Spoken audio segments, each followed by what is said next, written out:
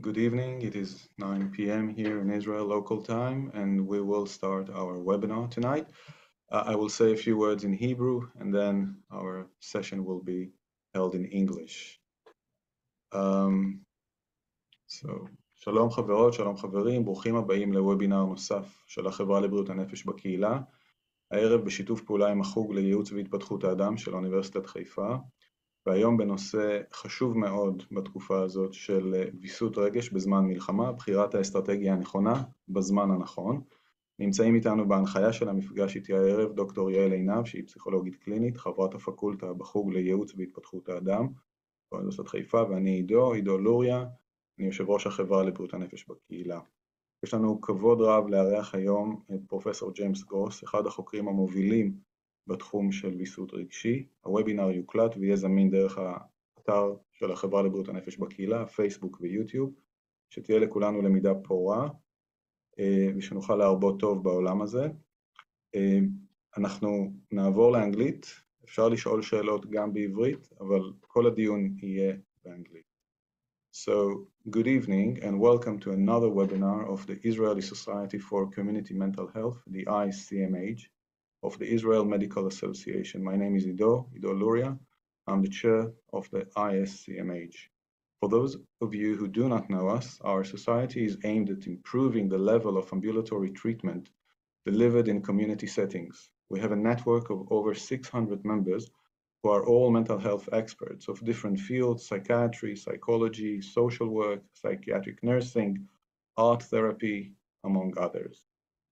The Israeli population has been going through a mass-scale trauma, which, of course, have extreme mental health implications. Different communities and individuals have been exposed to varying degrees of traumatic exposure, and among the victims and survivors are civilians, soldiers, men, children, and the elderly, Jewish, Muslims, work migrants from Asia, asylum seekers from East Africa.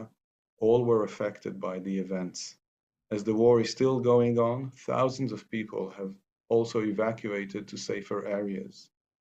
This is why the community of mental health experts should now focus on improving skills regarding delivering treatment for those who are in need and suffer from emotional distress and dysregulation. And this is the reason why we meet tonight. We're honored to have with us Professor James Gross, one of the leading researchers in the field of emotional regulation. Professor Gross immediately accepted our invitation to talk with us tonight.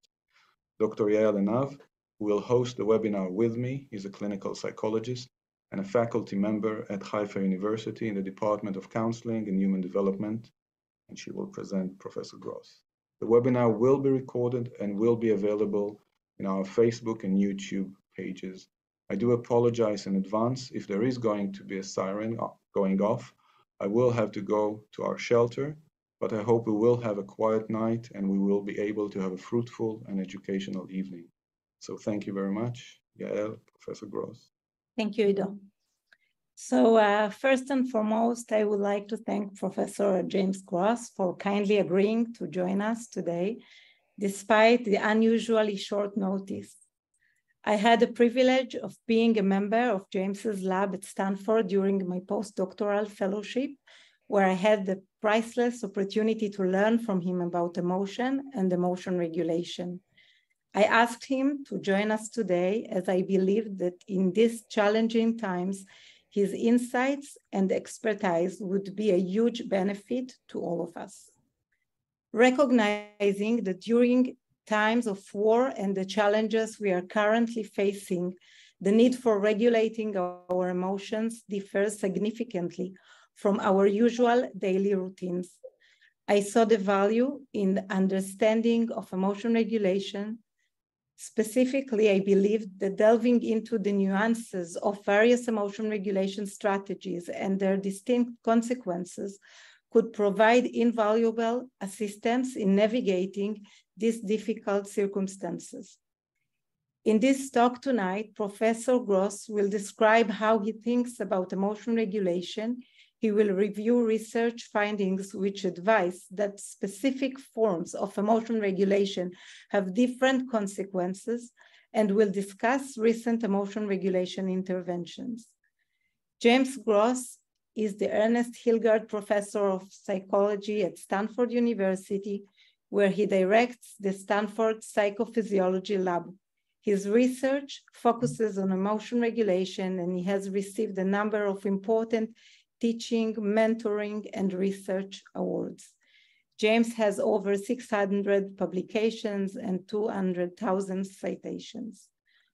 Following James's presentation, there will be an opportunity for questions and discussions. Please don't hesitate to submit your questions through the chat during the talk. Thank you. James, the stage is yours. Thank you so much, Yael and Ido, for offering this opportunity. I'm going to try to share my slides and hope to share a few thoughts with all of you in the hopes that this will be helpful in this most extraordinarily difficult time. Before we get started, I'd like to just say a few words about what I'm hoping we can accomplish together. I'm hoping that I can share my perspective on emotion regulation, and that this may be of some small use to you as you do your work with others, and also importantly, engage in self-care, which is so crucial here. My plan is to talk for about 20 or 25 minutes, and then we'll open things up for conversation. And the starting point for the presentation tonight is a very simple idea, and it's this: emotions such as anger and sadness and fear and happiness and joy and pride and hope are often extremely helpful for us in our daily lives. But at some points, particularly when they're too intense or take place under the wrong circumstances, even the most helpful emotions can be actually quite unhelpful. And at such times, it's crucial that we understand the difference between helpful and unhelpful emotions and have some strategies for how we can influence emotions when we judge them to be unhelpful. The context for thinking about emotion regulation tonight is, of course, as we all know, the extraordinary stress that everyone is facing in their own particular life circumstances. And we know too that this exposure to extreme adversity can have very negative psychological and physiological effects, but that people differ substantially in the impact that these events have on them. And this brings us to the idea of psychological resilience. We know, as I've said, that exposure to stressors, ongoing stressors, uncertainty, is a very robust predictor of disrupted psychological functioning. As I mentioned a moment ago, we also know that people differ very, very substantially in their responses to stressors, with some people showing extremely negative impacts immediately and subsequently, while others showing very few, if any, negative effects. And the crucial question that we'll engage today to some degree is, what explains this variation in psychological resilience? And I don't know of a question that's more appropriate and urgent than that, given the situation we're in. In a recent paper, Annual Review of Psychology, led by Troy and colleagues, we laid out a very simple scheme for thinking about the impacts of adversity on psychological functioning. On the x-axis, we have time moving left to right, and then we have psychological health on the y-axis. And what we're depicting here is a very simple idea, namely that when people are experiencing extraordinary levels of adversity, there's of course a concomitant decrease in psychological functioning.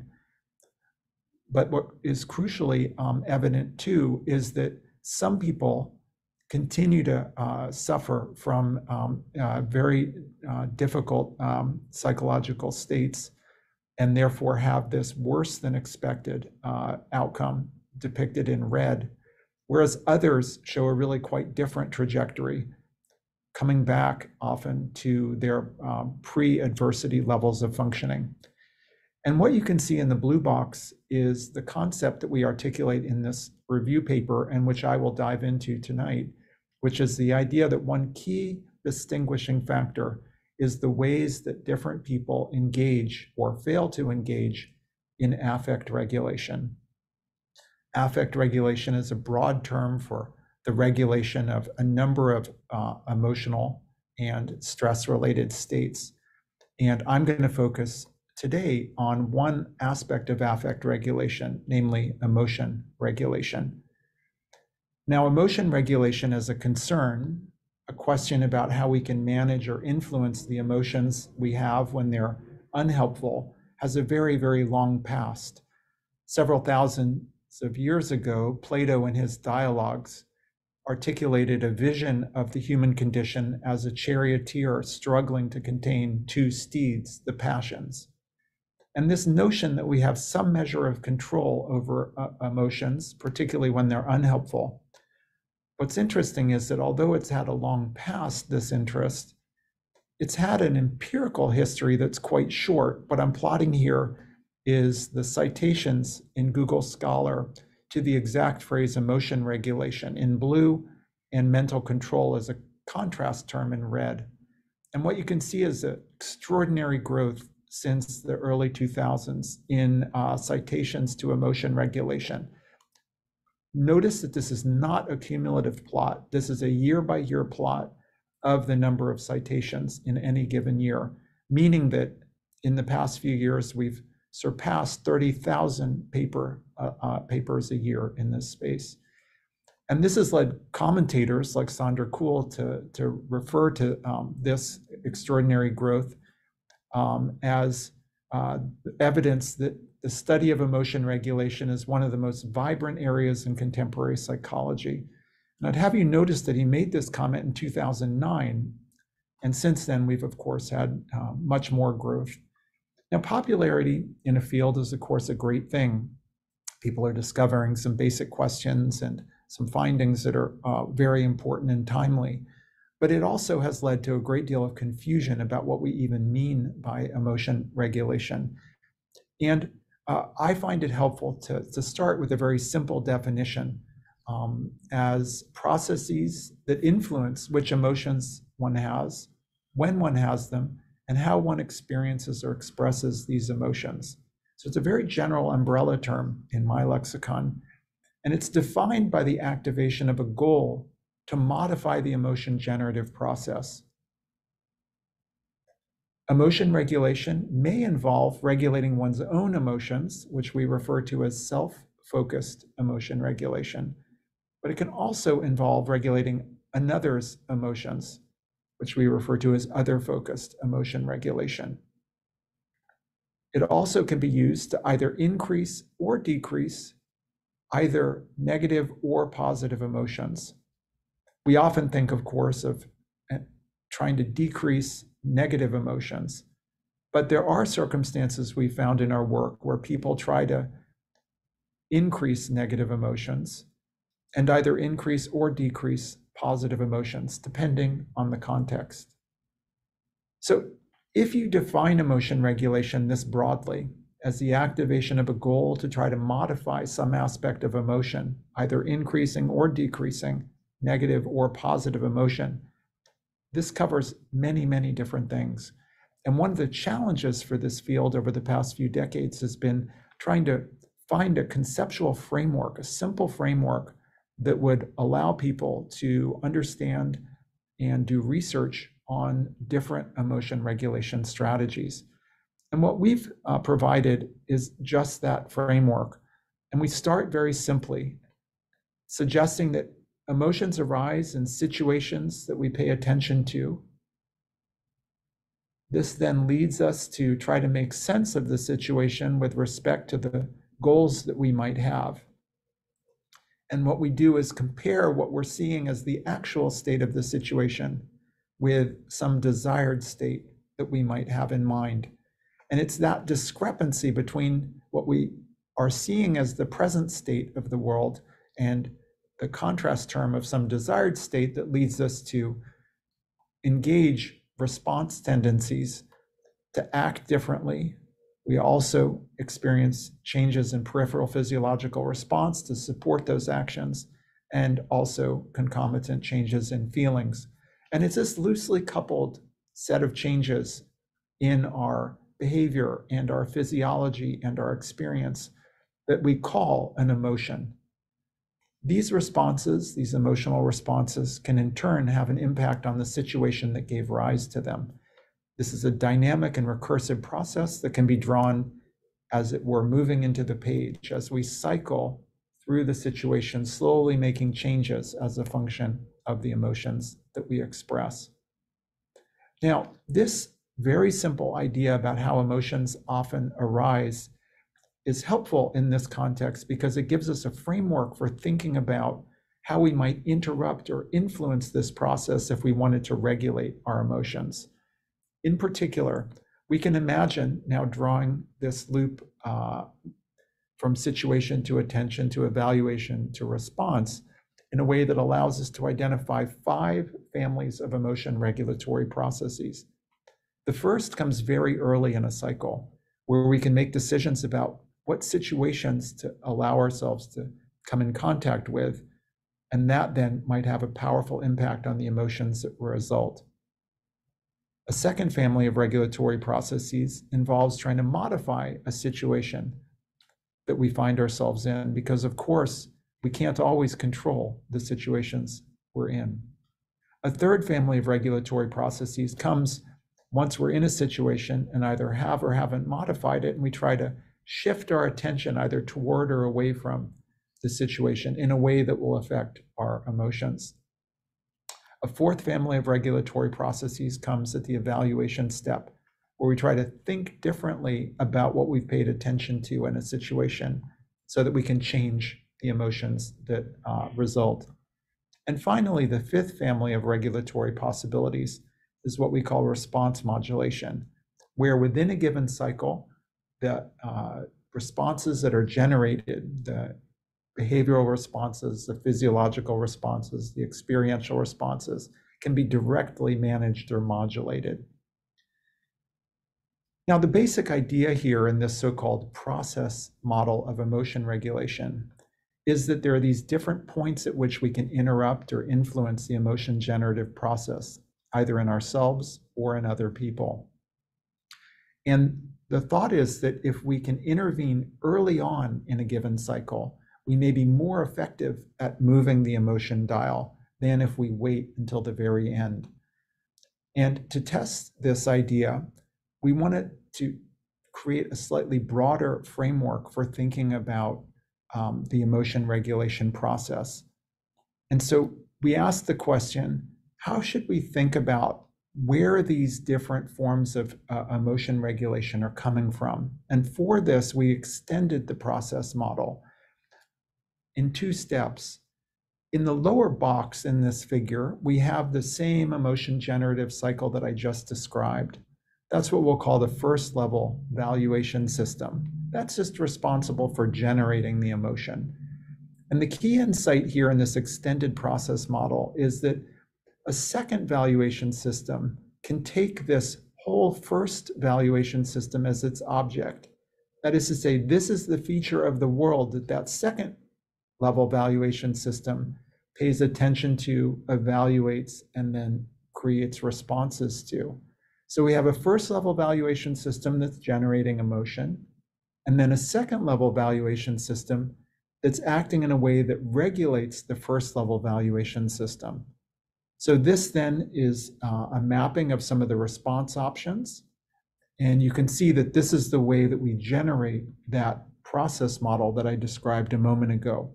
These arrows, as it were, that are coming to interrupt the emotion generative process at the first level are being generated by a second level valuation system. So conceptually, that's how we think these emotion regulation opportunities arise. We can distinguish between the identification step. That first step is concerned with whether to regulate. We try to detect the emotion and make an initial decision about should this be regulated. A second stage in that second level valuation system focuses on selecting a form of emotion regulation. And here the question is, which strategy should we use of those 5 families of regulatory strategies I described to interrupt or influence the emotion generative process? A third stage in this second level evaluation system is what might be called implementation. This is concerned with implementing a particular tactic that's suited to the present situation. So rather than a general thought that we should think differently, the implementation of that selected strategy might be a particular way of thinking about the challenges we're facing. And then finally, there's a monitoring step where we pay attention to how things are going, and it's concerned with maintaining or adjusting or perhaps stopping the regulation over time. So this provides a conceptual framework for thinking about how emotions are often generated, and then how they can be regulated by influencing each of these points in the emotion generative process. So what we and others have done for the past few decades is to take this family of emotion regulation opportunities and to systematically test what the profile of consequences is associated with each. In view of the time constraints today, I'm going to focus on just 2 of these 5 families of regulatory processes. And I'll say right now what the take-home point is. You'll see that in this contrast between one form of response modulation and one form of cognitive change, that the earlier strategy, the one that comes a bit earlier in that emotion generative cycle, in general has much more adaptive profile of consequences than the one that comes a step later, expressive suppression. And let me now give you some detail to back up that general point. Suppression, which is this form of response-focused emotion regulation, involves decreasing ongoing emotion expressive behavior. Our expectation going into this work is that it should be relatively effortful, should of course decrease the behavior, that's what it's there for, but maybe not help us feel better or calmer. By contrast, we thought that reappraisal, which comes earlier in the emotion generative process and involves modifying the meaning that the situation has so as to decrease its emotional impact, should be relatively effortless once we have a new way of thinking, and actually quite effective at turning down the emotion. So those were our expectations. And let me tell you, not just about our work, but about work that's been done by dozens and dozens of laboratories and hundreds of studies over the past 2 decades. What happens when people try to use response-focused emotion regulation, and in particular suppression? They exhibit decreased emotion expressive behavior. They look cooler, but they don't feel any better. Physiologically, we see increased responses with either no change or increases in emotion generative systems such as the amygdala and the insula. Cognitively, we see substantial costs as assessed by later memory for material presented during the regulation period. If I'm busy suppressing, not only am I not feeling better and I'm more activated physiologically, I'm less able to retain information that's being presented to me. And then there's also social costs. If I'm interacting with someone who's suppressing, their blood pressure is going up, but so is mine, just from interacting with them. Now you might think, well, James, these are just laboratory studies. What happens in the real world over longer periods of time? And to address that issue, we then looked at individual differences in the tendency to use suppression. And we find that affectively, individuals who use suppression frequently have worse mood repair, less positive emotion, more negative emotion, and lower levels of well-being than those who use suppression less frequently. Socially, suppression use is associated with less close social relationships over time. And in terms of physical health, suppression use is associated with higher levels of cardiovascular disease. So this laboratory work and the individual difference work comes together to suggest that suppression has a fairly costly profile of consequences. What we wanted to do then was to turn from response modulation to cognitive change, asking the question, if we look earlier in the emotion generative process and try to regulate at that point, are we able to have a different profile of consequences? And yes, indeed, we find that when people are instructed to use reappraisal, they show decreased emotion expressive behavior, but they also report feeling less negative emotion. We see decreased physiological responses, and there don't seem to be either cognitive costs or social costs, in striking contrast with the effects of suppression. Again, we may wonder, well, is this just in the laboratory? So we can ask, in everyday life, what do people report who use lots and lots of reappraisal? Individuals who use reappraisal frequently have better mood repair, less negative emotion, and greater well-being than those who use reappraisal less frequently. Socially, reappraisal use is associated with closer relationships and greater social status. And in terms of physical health, reappraisal use is associated with lower levels of cardiovascular disease. Put together, these findings suggest that on average, suppression has many more costs than benefits, and reappraisal often has more benefits than costs. One thing you might be wondering is whether I've told you two different things or just one thing. What I mean by that is, if the people who used suppression never used reappraisal, and people who used reappraisal never used suppression, at least the individual difference findings are really just two sides of the same coin. But in fact, it turns out that suppression use and reappraisal use are uncorrelated. That is to say, they're correlated zero in study after study. That means that people who generally use quite a bit of reappraisal with very little suppression get the benefits of reappraisal with none of the costs of suppression. Contrariwise, people who use lots of suppression and very little reappraisal get all of the costs of suppression with few of the benefits of reappraisal. Now, as a reappraisal cheerleader, it may sound as though reappraisal's always useful, but that's not actually what we'd expect, and it's certainly not what we find. Instead, what we'd expect, and what in fact we find, is that reappraisal is useful in some contexts and not directly useful in others. For example, when emotions are they're most intense, reappraisal is less easy to engage and benefit from. So in work with Gal Sheps, who was a postdoc with me and now professor in Israel, we found that when people given a choice for low intensity contexts, people prefer to use reappraisal over another strategy such as distraction. But at higher emotional intensity levels, they shift to prefer to use distraction over reappraisal. And this seems to map onto the relative efficacy of reappraisal at moments of the highest level of stress. It's also the case that reappraisal may be less useful when the situation can be changed. In a study led by Alison Troy, on the left side, which I'm showing here, we find that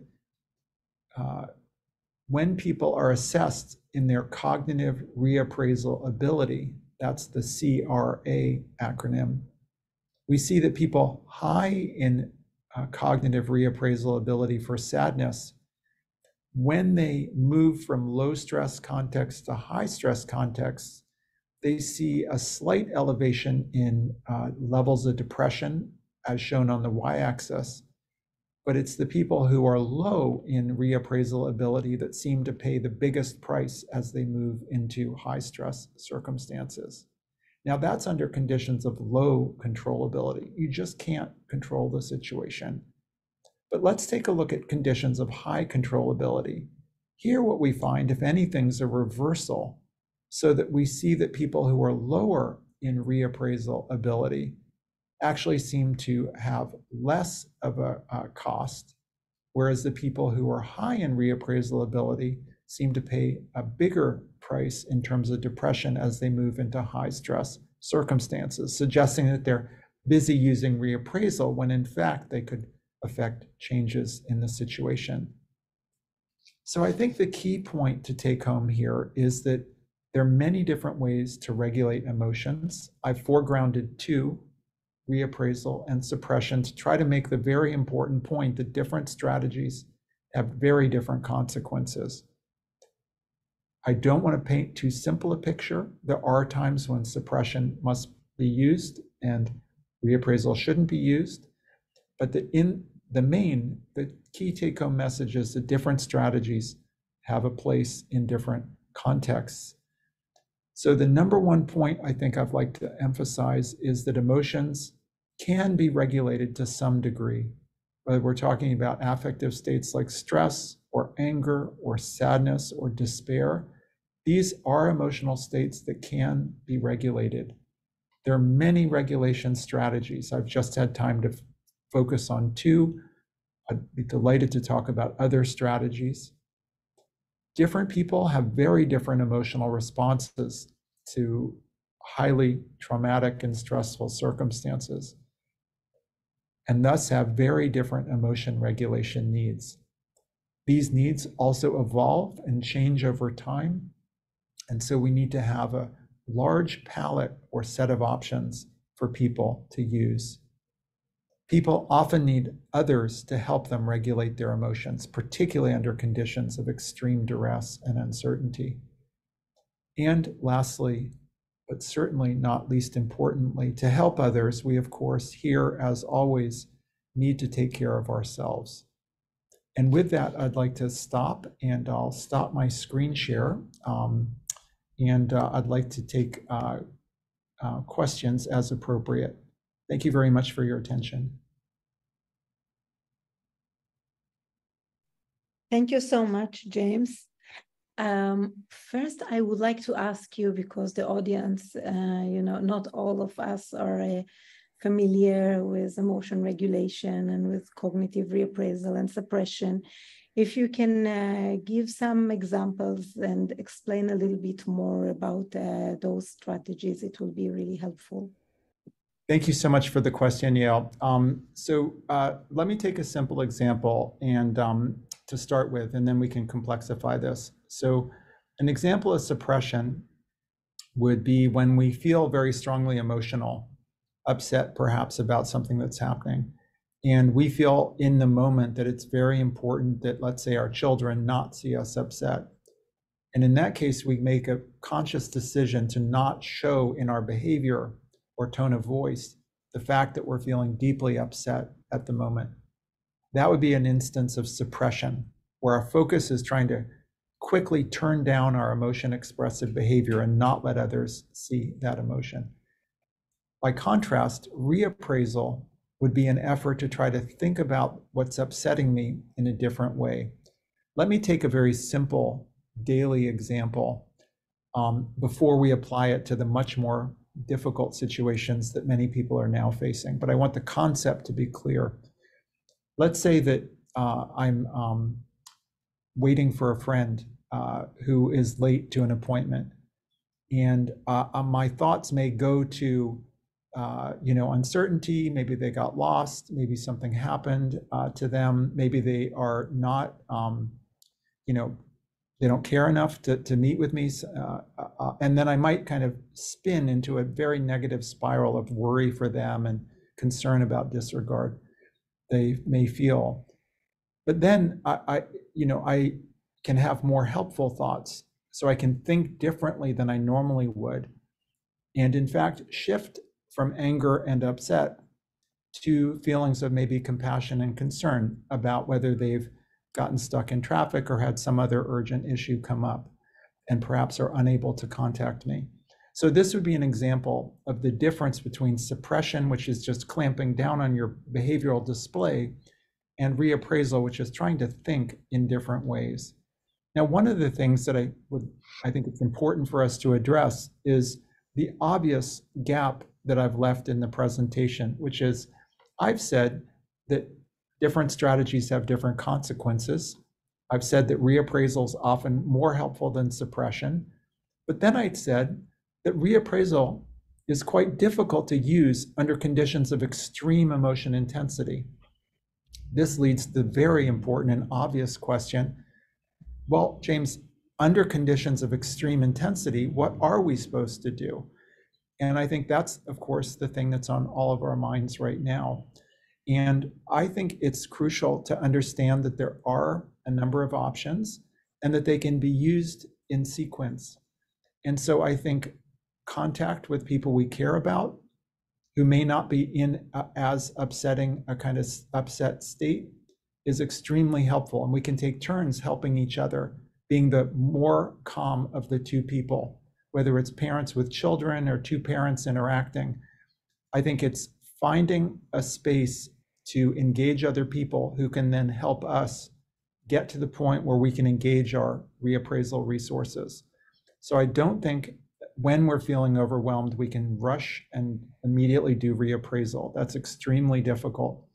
But by reaching out to other people who may be in a less upset state, or distancing ourselves by distracting or using attention deployment, we can then, or exercising, or in any one of a number of other ways, changing our situations around us, we can restore some measure of calm that allows us to begin to engage reappraisal and other processes. So Yael, that's a first order answer to your question. Thank you for asking. Are there other questions I could address? Yes, please, James. There is a question from the audience. If you could please elaborate on how the reappraisal is brought about, and maybe we will be more specific, maybe in therapy, if you have any tips or insight how to connect those things together. Great. Thank you so much for the question, Ido.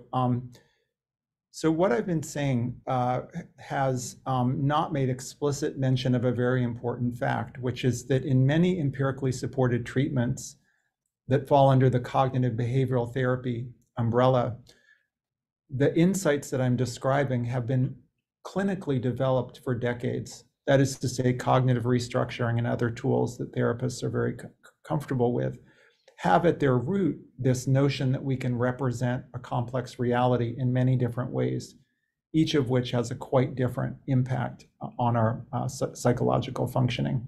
So I think that these emotion regulation insights, although not always empirically tested, have been important to clinical interventions in this cognitive behavioral space from the beginning. I think what this present work does is to provide a more substantial empirical basis and also some differentiation around the specific processes that can be engaged to effectively regulate emotion. In particular, when we think about reappraisal, what we find helpful is the distinction between the representation of the world as it is and the representation of the world as we would like it to be. And we find that these are two different forms of reappraisal.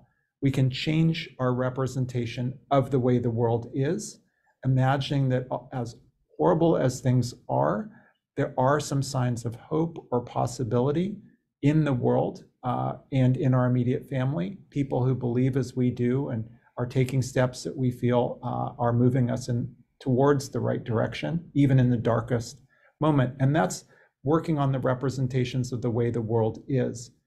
Another thing that can be a target of reappraisal is the representation of what we want the world to be like. And that's more a focus on what we call repurposing. That is to say, are there some opportunities here, as awful as our situation is? Is it the case that there may be some things that are now possible that would not have been possible previously? Let me give you an example outside the present context, because I think that's easier to appreciate given the extraordinary tension and pressure that we're under in this situation. In the context of COVID, we did a study where we contrasted these two forms of reappraisal, which we call repurposing, which is changing our goal, and reconstrual, which is changing the state of the world. And in the context of COVID, an example of repurposing would be, as awful as the COVID pandemic was, for some of us, it afforded an opportunity to be close with our family and even some of our adult children who came home to be safe, that we would never have had in any other circumstance. So these would be some distinctions that we can make theoretically about different types of reappraisal that can be engaged in a therapeutic context. But there's one other broader thing, Ido, that I'd like to share with the group, and that is this. I've found that in talking with therapists over the years, there's a lot of confusion in our clients' minds about what emotions are, how they arise, and what the possibilities are for regulating our emotions. And there are many different theoretical perspectives, of course, on this, and each of us can work from within that tradition. But I found that over the years, therapists find it very helpful to have this very simple conception of how emotions arise and how they can then be regulated. And for many therapists, this is a tool that they can use not only to structure their own thinking about a conversation, but also something they can directly share with their clients, that they can sort of help them gain this metacognitive perspective as they think about how emotions unfold and what the regulatory opportunities are. Because I think in the end, having a sense of agency and efficacy around an understanding of what are these emotions that are swarming around me and making me feel my life's intolerable, and is there any hope here for me to be able to learn the skills to regulate? I think answering those questions in the affirmative creates a completely different psychological state for people.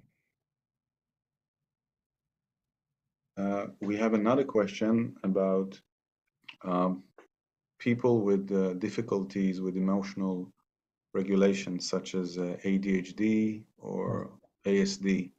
Maybe you can help us with those specific segments of population. Yeah, thank you so much. So I think the larger point that's being addressed by this very important question is a question about individual differences. I mentioned in the last slide that people differ very substantially in the emotions that they have and in their need for regulation. What this question highlights is that people also differ in their capacity to regulate their emotions. In the context of attention deficit hyperactivity disorder, there are some challenges in modulating attention and in structuring environments in a way that allow optimal functioning.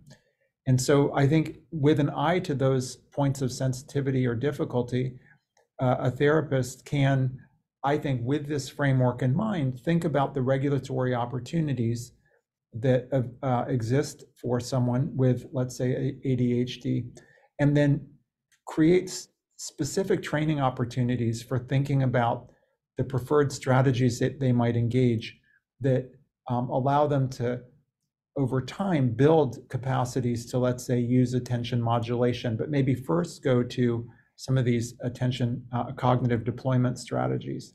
In terms of autism spectrum disorder, I think there's a range, obviously, of difficulties that are relevant here. And Yael, I don't know whether you want to address some of this, given your excellent work in this space, but I'll say just as a starting point that there are really at least two things to pay attention to, both with ADHD and with ASD. And that's that particularly when children are having emotions that are out of control, or the children are in a very complex situation, as is now the case, and we're not sure what to tell the children and what they're seeing and what their fears are and so forth. I think we need to appreciate that there are at least two parties that have difficulties with their emotions: the kids themselves and the parents or caregivers who are trying to help the kids. And I think in our work, it's been very important to address both of those levels of difficulty, because the parents who are having difficulty with their own emotions have an additional burden as they try to help their children who are already having difficulty with their emotions, given their lesser ability in some sense to regulate or understand their own and others' emotions. Yael, I don't know if you want to comment on this question, because I know you've thought quite a bit about this. Yeah, I think maybe we'll continue with some questions because the focus here is a bit different. And I'll try and ask you a little bit about regulating emotions of others. So people are asking if you can elaborate about that and maybe share some examples. Perfect. So we were talking now about parents trying to help their children regulate emotions. And I think that's probably the most obvious case where we would think this is a time when people might try to regulate another person's emotions. But my general perspective here is that emotion regulation is defined as the activation of a goal to modify an ongoing emotion. But that emotion can be in ourselves or in somebody else. And so all of this, I think, very much focuses on the possibility that we will be in a position of needing to try to regulate others' emotions. So with the child case, I think it's very straightforward. A child with or without ASD or ADHD may be having a very difficult time with their emotions, tantruming and so forth. And I think what we do from infancy through childhood and into adolescence and even young adulthood as parents is to try to create contexts where we can then redirect attention or offer alternate ways of thinking about, let's say, the world-ending catastrophe of not being invited to a friend's party. So as a parent, we are trying to help with attention and with cognitive responses to a situation when the child or young adolescent can't do that themselves. So that would be a prototypic instance. But I think there are many more instances than this. I mentioned a few moments ago, partners or, trying to help each other with the huge demands that are placed on parents, particularly in these extremely challenging times, unprecedented times that we're facing. And I think that would be another case where we're trying to understand our partner's emotions, and we then are trying to support their own efforts to regulate their emotions. Because sometimes, for example, we're not able to find a new way of thinking about an extraordinarily challenging event that's happening, and that we will need to work collaboratively with a partner to come up with some way of thinking that we can then help each other with, and then perhaps help our children with. But it's even broader than that, of course. I mean, in a workplace, I think good leadership often takes the form of creating positive emotional contexts. And then workers often help each other manage each other's emotions. So I think we're intensely social species, and we are spending much of our time trying to understand each other's emotions, our own emotions, and then help each other regulate. So I think it's a very general thing. And as I say, the examples I'd give take the form of a parent trying to help, let's say, a child reinterpret a social disaster of some sort. But that, I think, generalizes across, all of these different relationship contexts. Mm-hmm. Thank you. I have to say, I was, one second, sorry, though, I was thinking about therapists trying to regulate, people's very much so, especially in these days. So Ido, please go on. Yeah, we just have so many questions. I don't know I guess we will not be able to address all of those tonight, but something that is repeated, can you please address emotional regulation tools during times like today, where the trauma is still going on and the threat to our security, at least subjectively, is still present? Reappraisal doesn't seem feasible presently. And yet people understand that the long-term negative effects of suppression, as you mentioned that. So what should we do? Yeah, so I think I wish I had, and it's very humbling to be in the position I'm in, which is having studied this for decades and yet coming up short, because I don't think there is a single answer to that crucial question. But let me say a few things in case they're helpful. So what practically can we do in circumstances that are completely out of our control, and there's an ongoing real risk of danger to ourselves and to our loved ones? I think the first and most important thing is, if you want to put it on my process model terms, thinking about the situational contexts in which we can maximize safety. So our full energies are going to be for changing the things we can change in our local environments. And that's taking care of ourselves. It's all of the very mundane, basic things that we try to do to prevent harm to our loved ones and the people who we have responsibility for. And those would all be situation selection and situation modification, those very early stages. I think as part of that, and this goes beyond the empirical research that we've done, but just thinking broadly as a clinician, I think particularly for children, but even for adults, finding some centers of meaning and continuity with the lives that we have had until now is extremely important, whether that's small rituals that we can still undertake, religious or otherwise, family patterns, dinners together, whatever it is that's possible in these very altered circumstances, I think allows us to have some sense of continuity with our past selves that supports us in these times of trial and tribulation. So I think these situational factors are probably where I would start, looking to maximize safety and maximize continuity in terms of the structures that give our lives meaning. I think this is particularly important when we have kids. To the extent we can, of course, we're going to do everything to keep them as safe as we can. But I think also projecting a sense of some degree of normalcy.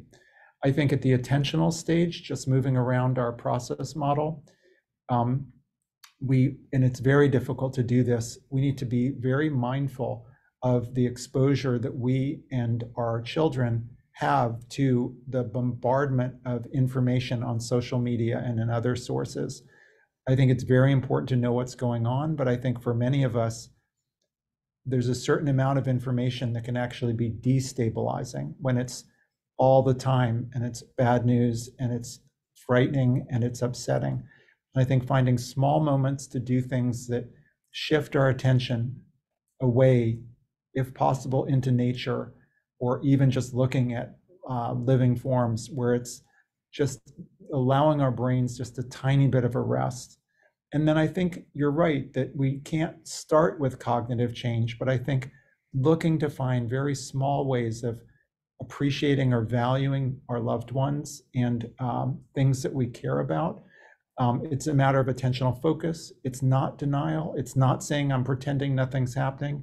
It's just trying to be gentle to ourselves and to other people in ways that keep our emotions, which are often so helpful, in bounds, so that we then don't have these adverse consequences of not being able to sleep and not being able to eat and being very cross with each other, and then sort of destroying the support that we need in times like this. I wish I had a better answer, but those are my thoughts from an emotion regulation perspective. Thank you. And maybe another thought about cognitive reappraisal, I would say that there are different ways to reappraise, as we said already. And I think working with people, I can see that some of them can reappraise already, but maybe specific ways of reappraisal. For example, we can see that we are united now, and there are also positive things that are going on, along with other things that are very difficult and bad that are going on. So I completely agree that, as we all know, now we are trying to ground people and to support them more with distraction or routine, or basically, you know, feeling that they can control the situation, as you mentioned earlier. But I can start and see people doing reappraisal as well to some level. Yeah. And maybe I can raise here another question about breathing. How do you think about breathing? Would it be suppression from your perspective when someone is very anxious, for example, and he's trying not to show it and to breathe, or would you think about it differently? Yeah, no, thank you, Yael, for asking. That's a very important question. I like what you said, first of all, about reappraisal. We shouldn't, assume that people can't do any reappraisal. It's just that they may not be able to rely exclusively on that at this early stage. With respect to breathing, no, I don't think that's the same as suppression. Suppression has the flavor of trying to clamp down on our expressions and really try to bottle it up and hold it in so no one sees it. Whereas I think breathing and deep muscle relaxation and guided imagery, I think all have the flavor of, although they have a response-focused component, they are also antecedent-focused in that if our bodies are calmer, we then are less likely to be reactive. So in that sense, we're sort of changing part of the situation because we're changing the body in which the emotions play out. And so there, I can see the confusion, but for me, deep paced breathing can be a very helpful part or tool as we respond to these complex situations. So I would say let's have lots of tools on the table. Different people are going to prefer different tools. One other thing that we haven't addressed, but I'd like to mention, is that I've articulated 5 families of emotion regulation processes. And these are predicated on the idea that we can sort of intervene at different points in the emotion generative process.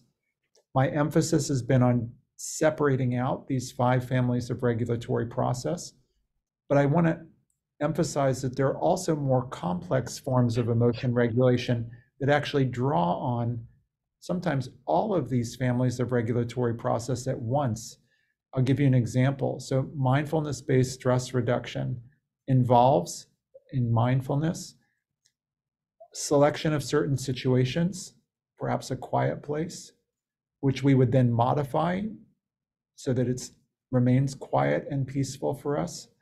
It also involves a pattern of attention inward towards our thoughts and feelings, and also some cognitive change in the sense that whereas we normally might get very upset as we notice certain thoughts and fears and worries, from a mindfulness perspective, we might just allow those thoughts and perspectives to just shift across our mental screen.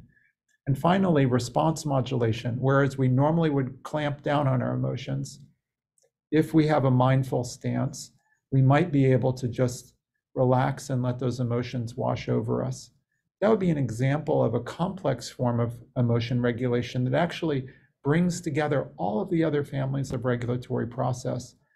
And I think about this as the 5 process model strategy families are sort of like keys on an emotion regulation piano. Whereas we also can have chords where we play many of those strategies together. And so just as when you have a piano, there are many more possibilities in playing one key at a time, so too as we gain an experience and help our clients learn about their emotions, we can mix and match across these different strategies, either concurrently or sequentially. And one example I'm very interested in, particularly under conditions of very high intensity, is the combination of first attention deployment, where we are too upset to kind of really think straight. So we maybe take some deep breaths, have a guided sort of relaxation period. And only after that do we shift to be thinking about reappraisal. So that kind of temporal sequencing of different strategies, in addition to the concurrent use of strategies, I think is an important expansion of our toolbox. Thank you. I think that's a great example. Yael, do you have any other questions or comments? I have more questions here, but I think our time is up. So maybe it's the time to say thank you so much, James, for coming here and educating us about emotion regulation. Well, Yael, I think the gratitude should be on my side. I so appreciate the opportunity to share the thoughts that I have with many people who've joined this evening, and my heart goes out to all of you, and I so appreciate the work that you're all doing to help people in these very difficult times. Thank you so much. Thank you. Thank you. Thank you.